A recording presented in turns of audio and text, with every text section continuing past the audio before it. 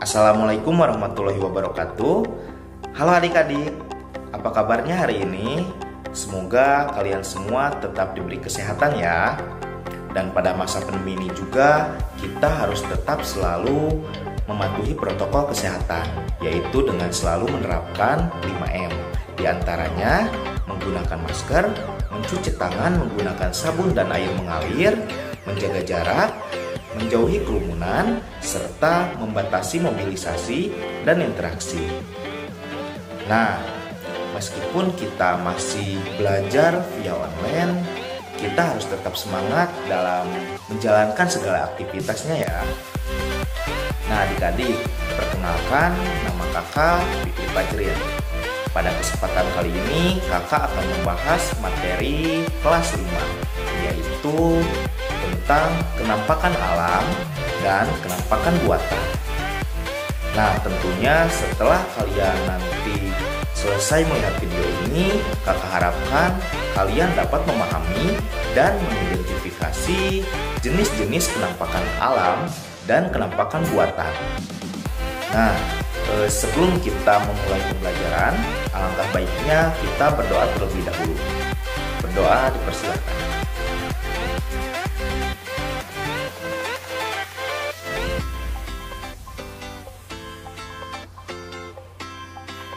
Berdoa dicukupkan. Nah adik-adik, apakah ada yang tahu apa itu kenampakan alam dan kenampakan buatan? Hari ini kita akan belajar mengenai kenampakan alam dan kenampakan buatan yang ada di Indonesia. Nah, kenampakan alam adalah sesuatu yang terbentuk secara alami akibat dari peristiwa yang terjadi di alam. Kenampakan alam di Indonesia terdiri dari wilayah daratan dan wilayah perairan. Wilayah daratan yaitu kenampakan alam yang merupakan bagian wilayah bumi yang tidak tergenang oleh air. Sedangkan wilayah perairan yaitu sebaliknya. Kenampakan wilayah perairan adalah bagian pada permukaan bumi yang tergenang oleh air.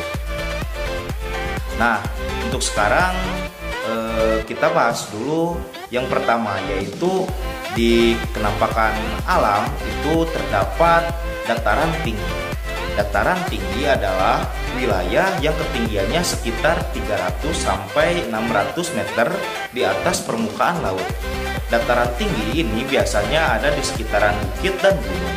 Di dataran tinggi udaranya itu cenderung dingin. Terus wilayah di dataran tinggi ini sering dijadikan perkebunan atau juga tempat wisata. Oleh karena itu biasanya mata pencaharian penduduk di dataran tinggi itu adalah petani. Contoh dataran tinggi yang ada di Indonesia itu adalah Dieng di Jawa Tengah, lalu Puncak Bogor yang terdapat di Jawa Barat, dan dataran tinggi Alas, dan juga Gayo yang ada di Aceh. Sedangkan dataran rendah merupakan kebalikan dari dataran tinggi. Nah, dataran rendah ini merupakan wilayah yang berada di ketinggian kurang dari 200 meter di atas permukaan air laut.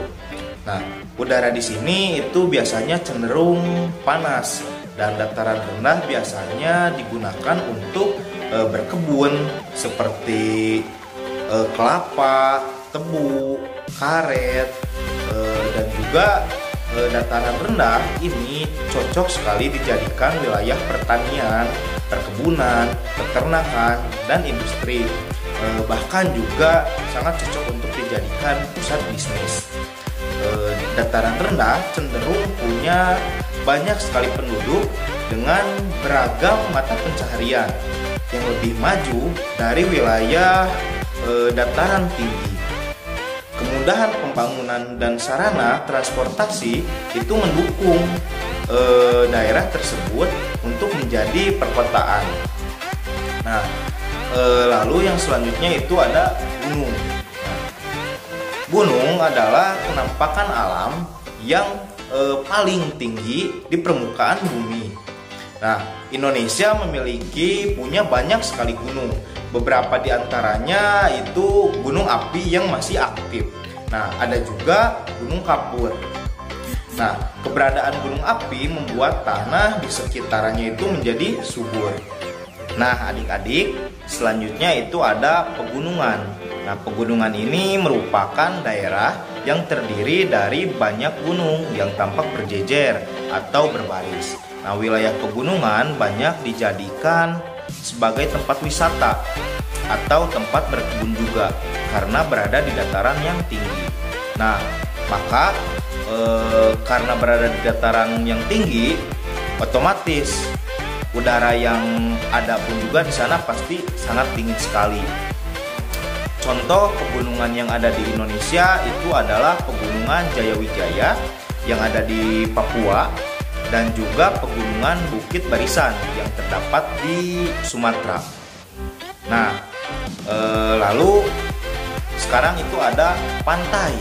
Nah, pantai ini merupakan perbatasan antara darat dan lautan. Nah, Indonesia punya banyak sekali pantai yang indah dan juga terkenal, bahkan terkenal di seluruh dunia, yaitu diantaranya Pantai Bali. Nah, pantai sering dijadikan juga sebagai tempat wisata dan tempat nelayan untuk mencari ikan sebagai mata pencahariannya. Lalu sekarang itu ada danau. Danau merupakan cekungan yang terisi oleh air dengan area yang sangat luas dan dikelilingi oleh daratan. Nah, danau ini ada dua macam, yaitu ada danau tektonik dan juga danau vulkanik. Nah, danau tektonik merupakan danau yang terjadi karena adanya pergeseran bumi. Kalau danau vulkanik yaitu merupakan danau yang terbentuk karena letusan gunung api. Danau terbesar di Indonesia itu adalah Danau Toba yang berada di daerah Sumatera Utara. Nah, selanjutnya adik-adik itu ada rawa. Rawa adalah wilayah daratan yang tergenang oleh air. Biasanya rawa berada dekat dengan sungai ataupun pantai. Nah, rawa biasanya digunakan jadi area hutan bakau. Tujuannya yaitu untuk mencegah erosi pantai dan juga bisa dijadikan sebagai budidaya ikan. Selanjutnya itu terdapat laut. Laut merupakan penampakan alam yang ada di dataran rendah dengan area perairan yang sangat luas sekali. Laut merupakan tempat hidup untuk berbagai makhluk hidup yang dikenal dengan sebagai sebutan biota laut. Laut juga jadi tempat mencari nafkah para nelayan. Juga bisa laut juga dijadikan sebagai jalur transportasi, lalu dijadikan tempat wisata atau juga olahraga air, dan bahkan dijadikan sebagai usaha pertambangan. Lalu selanjutnya itu ada selat. Nah, selat ini juga merupakan bagian dari laut yang berada di antara dua pulau gitu. Biasanya dijadikan sebagai tempat pelabuhan penyeberangan antar pulau. Nah, adik-adik, barusan merupakan beberapa contoh dari kenampakan alam. Nah, untuk selanjutnya kita masuk ke materi tentang kenampakan buatan. Kenampakan buatan merupakan segala sesuatu yang ada di alam dan terbentuk dengan campur tangan manusia. Beberapa contoh dari kenampakan buatan yang ada di Indonesia itu diantaranya yang pertama ada waduk. Nah, waduk ini bisa juga disebut sebagai danau buatan manusia. Biasanya dibuat dengan cara membendung sungai. Nah, waduk biasanya dibuat sebagai tempat untuk penampungan air untuk keperluan penduduk sekitar. Salah satu contoh waduk yang ada di Indonesia itu ada Waduk Jatiluhur, Waduk Darmo, dan Waduk Cirata. Nah, selanjutnya ada pelabuhan. Nah, pelabuhan adalah tempat berkumpulnya kapal-kapal, biasanya untuk penyeberangan antar pulau. negara kita ini merupakan negara kepulauan yang punya banyak sekali pelabuhan. Contohnya itu ada Pelabuhan Merak, Pelabuhan Tanjung Priok, dan Pelabuhan Tanjung Perak.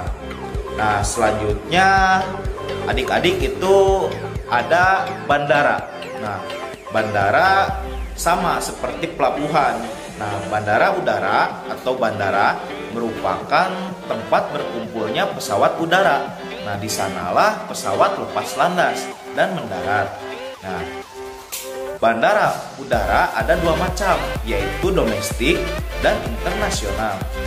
Contoh bandara udara yang ada di Indonesia itu adalah Bandara Soekarno-Hatta, Adi Sucipto, Juanda, dan masih banyak juga yang lainnya.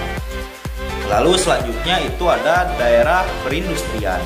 Nah, disinilah tempat berkumpulnya berbagai jenis pabrik-pabrik. Ada industri makanan, mobil, pakaian, peralatan rumah tangga, dan masih banyak lagi. Tujuannya yaitu untuk memenuhi kebutuhan manusia. Biasanya daerah ini polusi udaranya itu sangat cukup tinggi.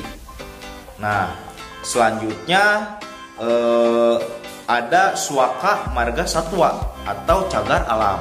Nah, keduanya itu mempunyai fungsi yang hampir sama, yaitu untuk melindungi hewan dan tumbuhan. Nah, terutama yang sudah terancam punah. Nah, baik di Suaka Marga Satwa maupun di cagar alam, tumbuhan dan hewan dibiarkan hidup bebas, seperti halnya mereka hidup di habitat aslinya. Nah, lalu yang selanjutnya itu ada perkebunan. Nah, perkebunan merupakan tempat untuk mengembangbiakan tumbuh-tumbuhan. Hasilnya itu digunakan untuk memenuhi kebutuhan manusia. Nah, di perkebunan biasanya yang ditanam adalah sayur-sayuran, buah-buahan, atau bahan baku untuk diolah kembali. Selanjutnya itu ada peternakan. Peternakan adalah tempat untuk mengembangbiakan hewan ternak. Nah, yang hasilnya juga digunakan untuk kebutuhan manusia. Nah, seperti sapi, ayam, kambing, termasuk kawasan perikanan dan juga tambak. Nah, lalu selanjutnya itu ada jalan. Jalan raya ataupun jalan desa, jalan tol, dan juga jalan antar kota. Nah, ini merupakan sarana prasarana untuk menghubungkan daerah yang satu dengan daerah yang lainnya, ataupun menghubungkan kota yang satu ke kota yang lainnya. Nah, untuk yang terakhir itu ada perumahan. Nah, di kawasan komplek perumahan biasanya terdapat deretan rumah-rumah penduduk. Biasanya dibagi dalam beberapa blok ataupun jalan. Nah, dalam sebuah perumahan biasanya terdapat ratusan rumah dengan dilengkapi sarana ibadah, balai warga ataupun posyandu dan juga sebagainya. Nah, setelah kalian menyimak pembahasan barusan, kakak memiliki beberapa pertanyaan mengenai materi kenampakan alam dan kenampakan buatan. Nah, untuk jawabannya jangan lupa ditulis di buku catatannya ya adik-adik. Apakah kalian semuanya sudah siap? Oke, kita mulai ya. Untuk setiap pertanyaannya kakak beri waktu 15 detik untuk kalian jawab. Soal pertama, Pegunungan Jayawijaya terletak di pulau A. Sumatera, B. Kalimantan, C. Papua, D. Jawa. Pertanyaan yang kedua, Pegunungan Gayo berada di provinsi mana?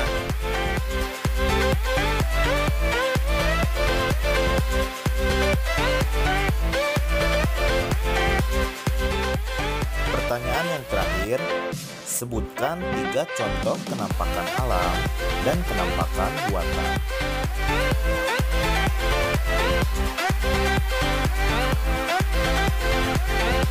Baik, cukup ya. Sekarang kalian samakan jawabannya dengan jawaban kakak. Untuk nomor 1 yaitu C. Papua. Nomor 2 Nanggro Aceh, Darussalam. Nomor 3 kenampakan alam yaitu ada gunung, pegunungan, dan pantai. Kenampakan buatan ada waduk, bandara udara, dan pelabuhan. Nah, adik-adik, itu tadi materi mengenai tentang kenampakan alam dan kenampakan buatan. Terima kasih untuk adik-adik yang telah menyaksikan video ini. Semoga bermanfaat untuk kalian semua. Cukup sekian materi yang dapat saya sampaikan. Terima kasih. Wassalamualaikum warahmatullahi wabarakatuh.